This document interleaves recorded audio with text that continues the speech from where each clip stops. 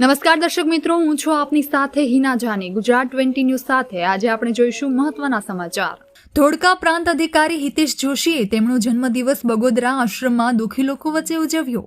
આજના જમાનામાં અમીર લોકો, અધિકારીઓ અને બિઝનેસમેનો તેમના જન્મદિવસ એનિવર્સરી ઉપર સારી હોટલોમાં, રિસોર્ટમાં અને તેમના દોસ્તો પરિવાર સાથે ઉજવતા હોય છે.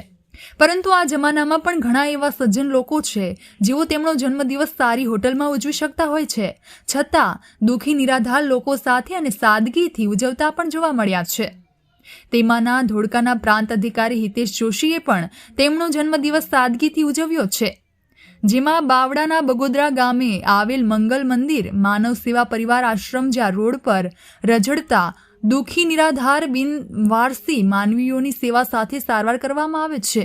જ્યાં હાલ 500થી વધુ બિનવારસી માનવીઓ સેવા સાથે સારવાર વિનામૂલ્યે લઈ રહ્યા છે. સારા કરી તેમના પરિવારનું સરનામું મેળવી 700થી વધુ લોકોને પરિવાર સાથે મિલન કરાવ્યું છે.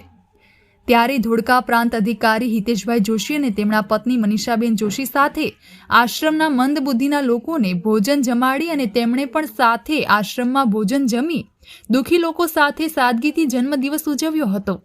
ત્યારે આશ્રમના સંચાલક દિનેશભાઈ લાઠિયા, કાળુભાઈ ચાવડા, મુકેશભાઈ ઢલવાણિયા સહિતનાઓને ઉપસ્થિત રહ્યા હતા. આપણી આસપાસ બનતી ઘટનાઓના સમાચારો જોવા માટે ગુજરાત 20 ન્યૂઝને લાઇક કરો, શેર કરો અને ચેનલને સબસ્ક્રાઇબ કરો. ગુજરાત 20 ન્યૂઝ ધોળકા.